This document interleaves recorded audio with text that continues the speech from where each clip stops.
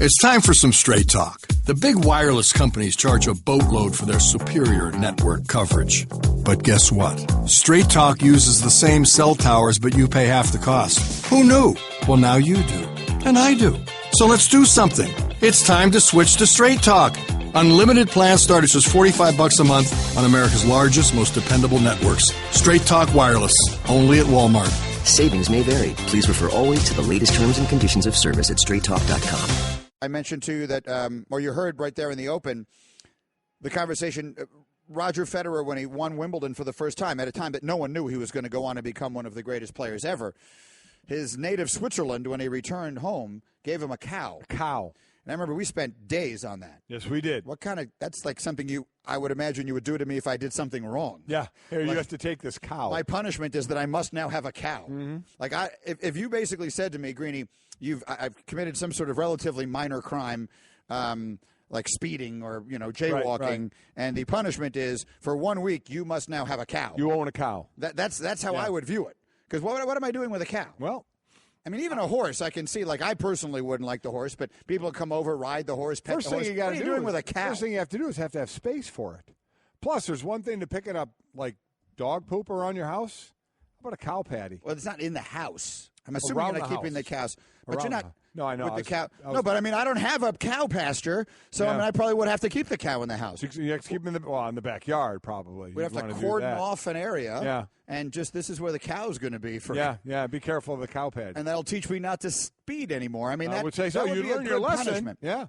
And that conversation began because Rougned Odor got 2 horses as part of his contract with the Texas Rangers. He signed a $47-something million deal with the Rangers, and they know he calls himself the Venezuelan cowboy because he loves horses and always has. So they gave him 2 horses as part of the contract. How about that? Which was interesting. And it got us looking into some other interesting contractual bonuses. Yeah, so let's go back to 1986. After a great rookie season in 86, Charlie Kerfeld, a rotund reliever. You remember Kerfeld? I sure do. He was hefty. He was rotund. So he always pitched in his Lucky Jetsons T-shirt, needed a new contract, and he asked for $110,037.37, matching his number 37 jersey to pitch in 1987. On top of that, he also received 37 boxes of orange Jell-O in the deal. Orange Jell-O. So the Astros, giving him, I guess, food you would call that. They gave him 37 boxes of Jell-O. Soon regretted that because Kerfeld was famously caught eating ribs in the dugout that season, would battle weight and injury problems and get sent down to the minors. So the Jell-O maybe was the beginning of his undoing. I mean, I think we could look at it that way and say the whole downward spiral of Charlie Kerfeld began with the Jell-O. Then you get George Brett. Everybody knows George Brett, and when he signed his new deal, the club agreed to give Brett the bat he used in the infamous 1983 Pine Tar game. But his brother Bobby was negotiating the deal, and as part of it, he got a piece of 1,100 apartment complex, 1,100 apartments in an apartment complex as a nice little kicker. He received a guaranteed cash flow of $1 million from the development and retained the right to sell his 10% stake to the Royals for $2 million. So he was part owner of an apartment complex. They gave him part ownership of an apartment complex in Memphis. Now, I'd rather have that than a cow. I would as well. Seems like a lot of work. I mean, you have to keep up on what's going on Especially when it says your guaranteed cash flow of $1 million, so you can sell it for $2 million. And then Ichiro was making $17 million a year, signed a 5-year contract extension in 2007. Included in that was 4 round-trip airline tickets to Japan each year, the services of an interpreter and trainer throughout the season. And remember, he's making $17 million a year. Yeah. It also included a housing allowance for each year of the deal. And that housing allowance ranged between $32,000 and $36,000. So basically paid for the rent for the house that he lived in while he was playing there. That makes me think of another story entirely, and we'll have Grant Hill coming up here in a minute talking about the Final Four. USA Today, every single year around the time of the Final Four, puts out like a list of all the coaches' salaries and all the bonuses they make and all that kind of stuff. And I am on record. I've said it a million times. It turns out that, did you see which coach makes the most money in college basketball? Basketball? No, I did not. Everyone assumes it's Cal. Yeah. It's Pitino. It is. Pitino actually does. If you include what he makes off the court, he actually makes more. And by off the court, I don't mean investments or endorsements. No, yeah. But as part of being the coach of Louisville, he makes more money in total than Calipari, who is second, and all the people you would expect to be up there are the people you expect to be up there. But a guy like, I think the number, I don't have it in front of me, it was in the notes the other day, but Pitino was like $7.5 million. And listen, and I'll say this until I'm blue in the face. I have zero issue with that. This is America. Make as much money as you can. Whatever they're paying Nick Saban, I've said it before, it's not enough. Mm-hmm. And if you're Rick Pitino or you're John Calipari or you're Tom Izzo, you're whoever these guys are, whatever they're willing to pay you, take it. Krzyzewski, of course, is up there and all of that. But then you look at some of the other, very quickly, that's what made me think of it, the little perks in their contracts. Like, they get to travel. They get to their family gets to travel on the university's expense to this stuff on the team. Excuse me, you're correct. On the plane, all that little stuff, and you just keep looking at all that kind of stuff added up, and you see the billions of dollars that are being generated here. It really does. You know me. You know the side of this whole thing that I fall on. Oh, I'm with you. It frustrates me when I read that part. I do love the little perks, though. I'm all in favor of those guys getting paid as much as they possibly can. It's America. It shouldn't end there. Okay, let's not get hung up on that because we got basketball to talk about. You see him all the way through this entire run in March Madness, of course, and he'll be there on the call of the Final Four. And he joins us this morning on behalf of Pizza Hut because we see him doing the commercials. Yes, we do. We see him ordering the pizzas right there on his shoes. I have a pair of those shoes as well. Here's our friend Grant Hill from Turner Sports back with us on the Shell Pennzoil Performance Line. What's up, Grant? Good morning, guys. I'm glad to know you have a pair of shoes, too. I heard you guys got some. Oh, it's awesome. Absolutely awesome. It's a beautiful thing. Yes. They're the pie tops. I think you say they're awesome. Right, the shoes are called pie tops. They're high tops, but you push the button. I was away when they were delivered. You push the button and you get delivered to where you are. I can't help but notice they sent shoes to Mike, and I was away that week watching Northwestern play in the tournament, and I came back, and there were no shoes for me. Yeah, they went to a different Mike, I guess. Let the record show, Grant. One of the Mikes here didn't get the shoes. Anyway.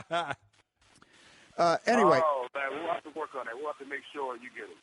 All right, great. Let's get into the games here themselves, obviously, and we'll look at each of the teams individually. Let's start by talking about, if you want to use the term Cinderella, certainly crashing the party is this South Carolina team. But you watch them, and they certainly look for real with the run they've made in the tournament. They knocked out your alma mater, Duke, in the second round. The kid, Sedarius Thornwell, has been just sensational, and they play a stifling brand of defense that got them through Madison Square Garden on into the Final Four. Give us your breakdown on what you've seen from South Carolina.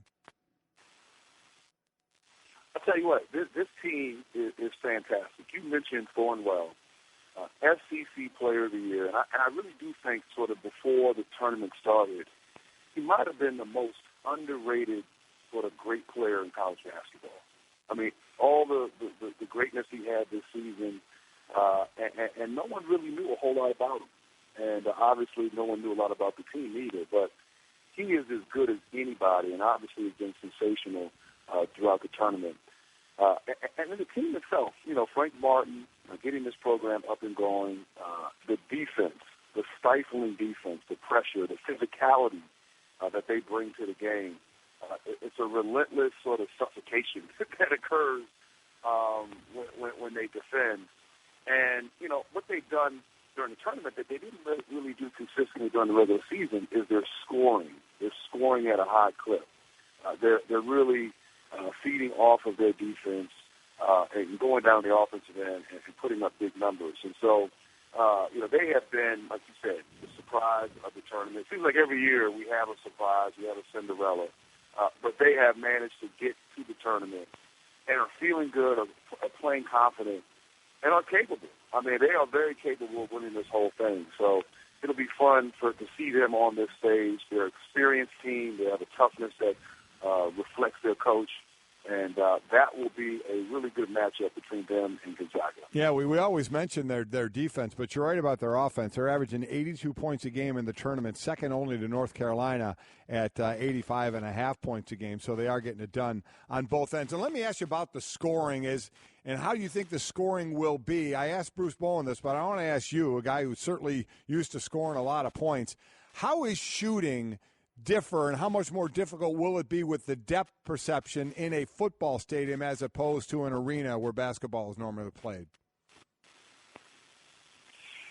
Well, you know what's funny? I played in the arenas back in 91 and 92 when we won the championship. The only problem was I wasn't a shooter. Coach K told me to only shoot when I'm in the paint. So it didn't bother me or my teammates.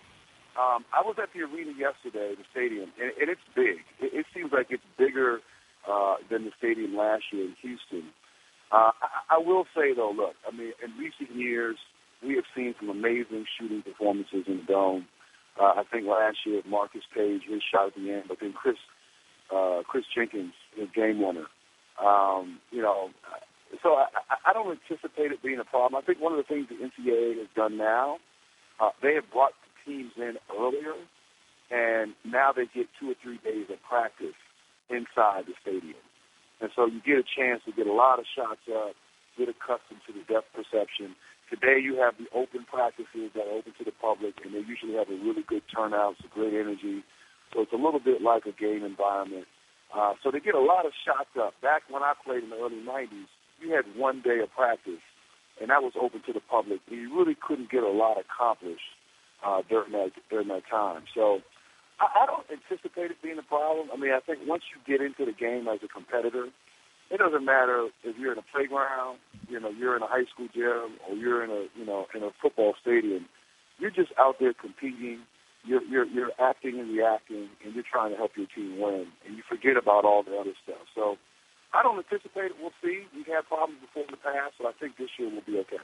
Grant Hill is with us here on Mike and Mike, getting ready to call the Final Four for Turner with Nance and Raftery and Wolfson and company. And these teams, especially in that game, they're not going to have any other trouble because you got enough defense going on out there on the floor as well. It feels like the first to 50 might wind up winning that game because this Gonzaga team, which has traditionally been an offensive-based team, they've been stifling defensively, Grant. So where do you see the offense on both sides netting out here with the great defense South Carolina's going to play on one side and the Gonzaga is going to play on the other? It's funny, our broadcasting team, we met with Mark Few yesterday at his hotel, and he said, this year's team is hurting his reputation because they defend really well. Yeah. And they are a very good defensive team, but offense, I mean, this is his best team, and I think his best team he's ever had. It's got a tremendous amount of depth and balance, got experience, a lot of transfers that come in, and they put it together in a short period of time. I think the one thing Gonzaga has going for them is that they saw West Virginia in the Sweet 16. And West Virginia is probably the only other team that plays that kind of stifling defense like South Carolina. So it was a close game. It came down to the last minute. They were able to win the game. But I just feel like that confidence of knowing what is out there, maybe making some adjustments. They didn't see that during their regular season. Really, no team sees it. But I think that'll help them. I think you have to attack that defense. You have to go at them. You have to attack. I actually think both teams are good enough offensively to where it'll be a game in the low 70s. I really do think that. I don't think it'll be a walk it up.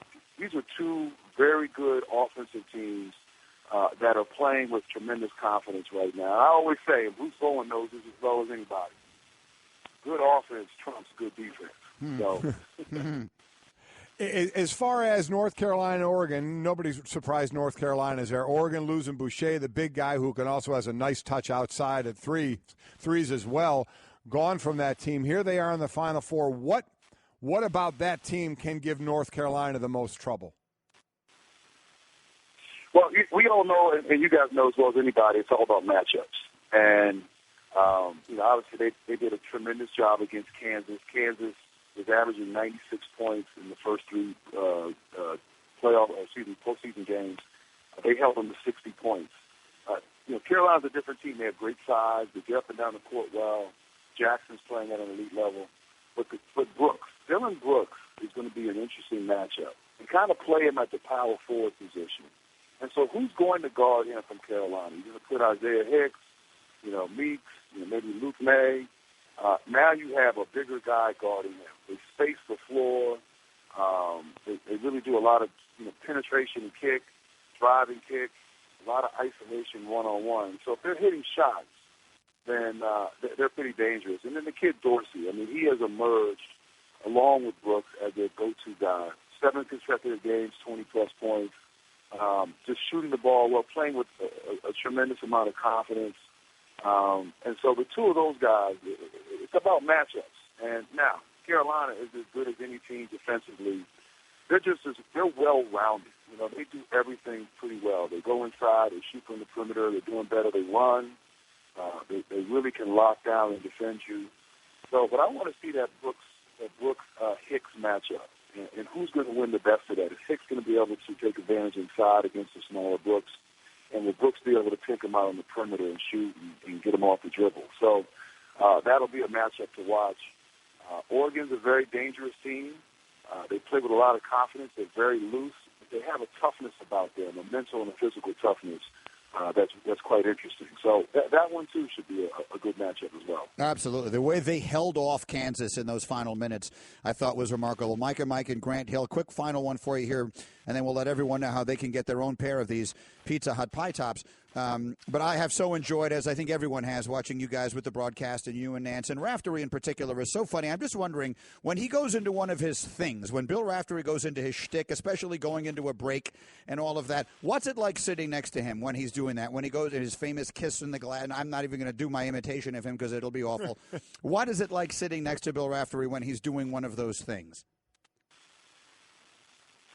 Well, the interesting thing, he's doing those things all the time, yeah. Either on air or off air. Now, you know what? Like, he starts the game and he always does this little, minute man, and I'm always laughing. I have to gather myself and press the cough button so I don't laugh on air. But you know what? He makes it fun. He makes it fun, as does Jim Nance. They're great guys. The Raph, when he goes into one of his things, like, I know when somebody hits a bank shot or gets, he gets excited, he gets hyped. It gets me excited, and it's funny. Like, he's just a really funny guy, great broadcaster, and, he is one of the best to ever do it. So I'm constantly laughing on air and laughing at Raph. He is fun. The little nickel dimer, all his so little good. expressions. Okay, so we mentioned it earlier. They sent us, the people at Pizza Hut, for whom Grant, of course, is doing the commercials and everything else, they sent a couple of pair of high tops here for us. I wasn't here. Golic took mine, and he took the other ones as well. Mm-hmm. So, Grant, for all the people like me who do not have these shoes, how can they get them? Yes. Well, it's interesting. On Monday, Pizza Hut is giving fans a chance to score a pair of the pie tops, and you can go to pietopshunt.com, pietopshunt.com, and so you can retrieve or at least get a pair yourself, Mike. Mm-hmm. I'm writing that down. And you can be like us. And I tell you, it's awesome. Obviously, the whole concept was making ordering pizza easy, and through your mobile device, through your Amazon Echo, and obviously through these pie tops. And during the tournament, you gotta eat pizza while you're watching the tournament, and so it's really been a cool campaign. But it's amazing how excited people are over these pie tops. Yeah. I've had more people come up to me wanting to see them on social media. So finally, we're making it so fans out there will get an opportunity to retrieve a pair themselves. Very good. That's great. And I wrote that down. Pie Hut. I don't have my pair now, so I'm going to make sure I get into the contest. Hey, Grant, it's always our pleasure. Thank you so much. You'll be watching tomorrow night. Have fun. All right, guys. Thank you for having me. I appreciate it. Thanks, Grant. That's Grant Hill again. They really do a fun job, and I do enjoy Raftery. I think that has been a really terrific addition. I like that broadcast team a lot, and he is just fun. Like, he's got his own little expressions. Got his own little way to do it. Yes, he does. A little nickel dimer when there's a terrible call. That's how Bill Raftery lets you know it was a terrible call. If the guy puts up a jumper and the guy grazes his hand, and the referee, because this is what they do in college basketball, they blow a whistle every time that you take a shot and the guy even looks at you. He always goes, "Ooh, a little nickel dimer." Like, everyone knows with the kiss off the glass. Yeah. It's one of his favorite words is onions. Oh, yeah. He's the one who started it. Oh, yeah. Like, everyone says onions now. He's the first person I ever heard say it. But my favorite one is a little nickel dimer. Always makes me laugh. It's those are just like old New York expressions. Maybe that's just something that for those of us who grew up sort of in that environment, it feels, for whatever reason, I love it. I absolutely love him. And so we haven't even made picks. No, we haven't. Who's winning these games tomorrow? I'm trying to remember now. Do you have any of these? I have none of the Final Four. So I have North Carolina. I have them winning. And then there's part of me that wants to ride the South Carolina train. There really is. But push comes to shove, even though Darius might be mad at us if we both go against South Carolina, I'm going to say Gonzaga and North Carolina, 2 number ones. I have a funny feeling it's going to be Gonzaga, Oregon. The way that Oregon team played the other night was unbelievable. He was talking about those two guys. The shots they hit, I'm talking contested threes with the shot clock at 2. Yeah. I mean, you want to talk about onions. Yeah. And those are the kind of big shots you have to make. But the big factor here is, I don't know that Joel Berry can walk. I mean, he's got both ankles now. Both ankles. That's exactly right. So we'll see. And the one thing that I want people to get off of is the Gonzaga and their road to the Final Four. Saying, looking at all the seeds they played. They played exactly the seeds they should have, all the highest seeds, until the Xavier game. Right. One seed goes through 16, 8, 4, and 2 if they get through every seed. Right. They went through a 16, they went through an 8, they went through a 4, and then they didn't go through the 2 in Arizona. They went through Xavier then, which was an 11. So, because I heard people, look at their road. They didn't play all. Yeah, they did. 3 of their games were against exactly the highest seed they should have been playing against. If you don't think they're good, then you're not watching them. Yeah. I mean, that's an opinion that can only be held by a person who hasn't watched them play, because they're obviously very good. They have all the things you need. They've got size. They have depth. They have a great point guard.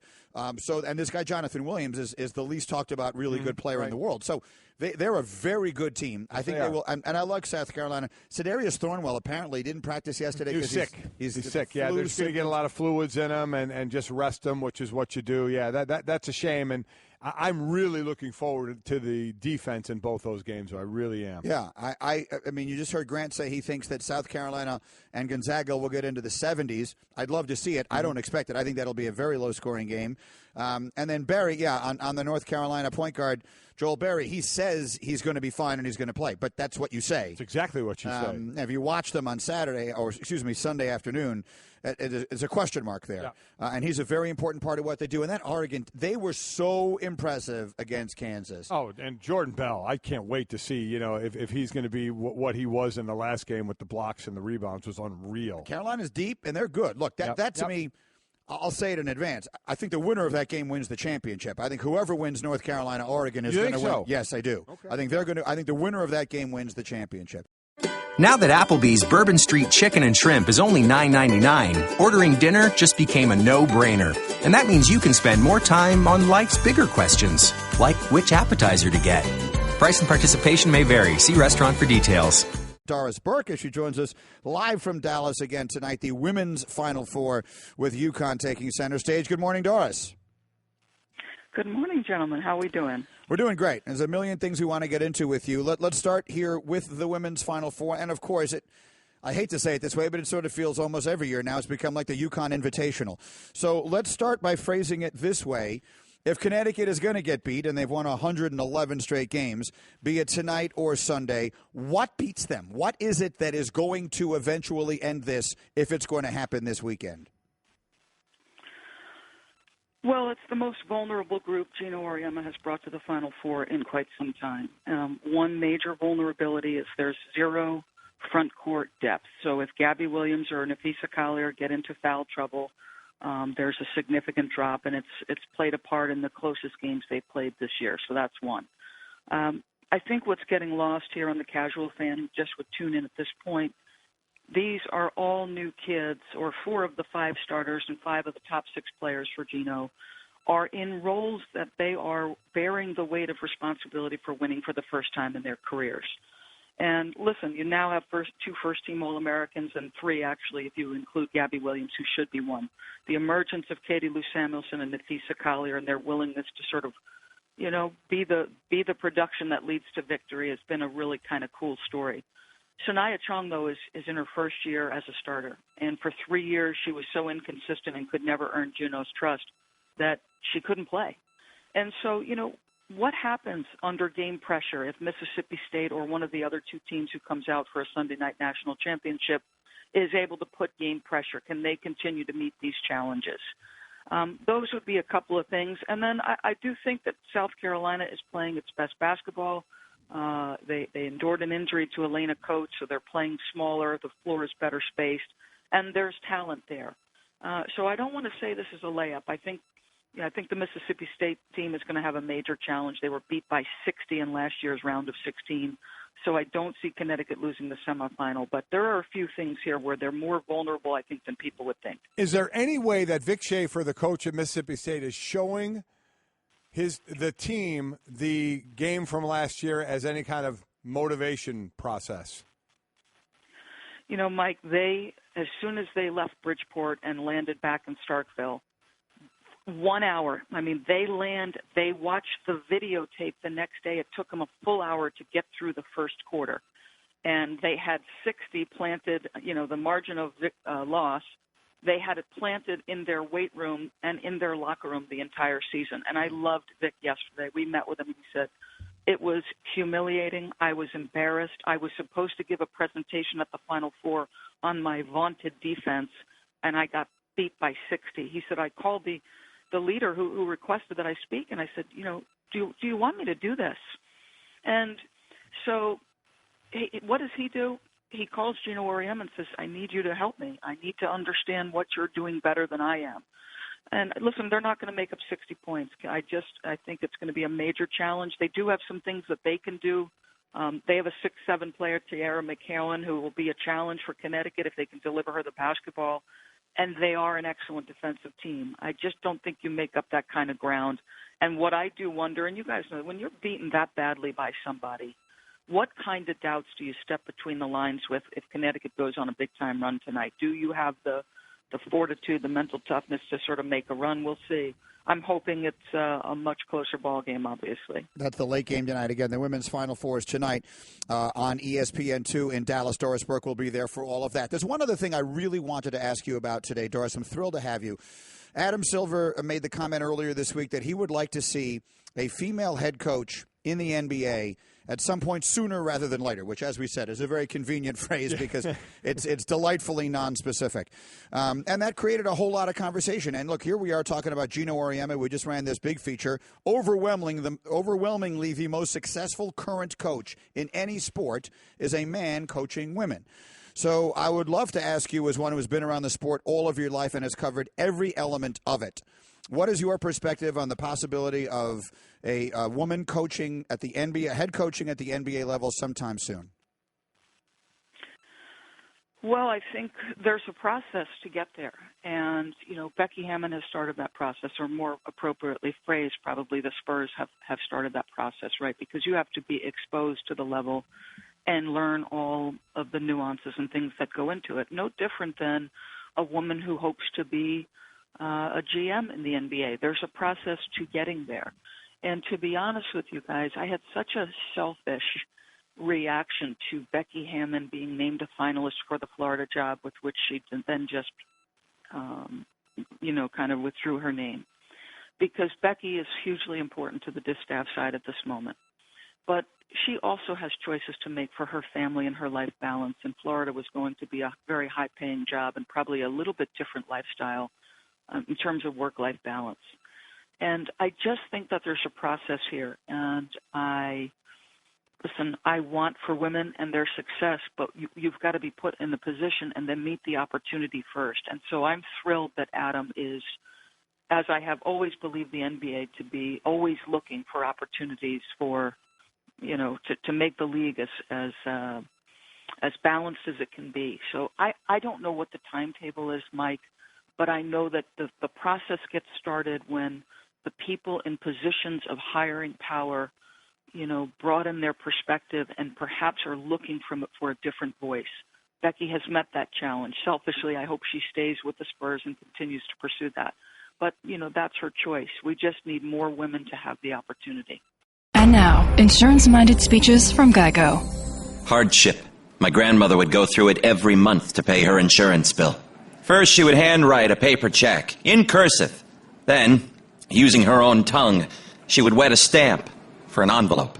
Today, however, we need not weary our hands and tongues. Today, we can pay our Geico bill with the Geico app. Away with hardship, in with bill pay on the Geico app. Thank you. Are we back? Our Sports Center brought to you by Goodyear.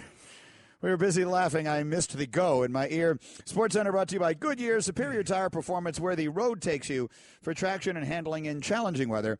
Choose Goodyear. Everything they learn making tires for expert drivers inspires what they roll into yours. Goodyear, more driven.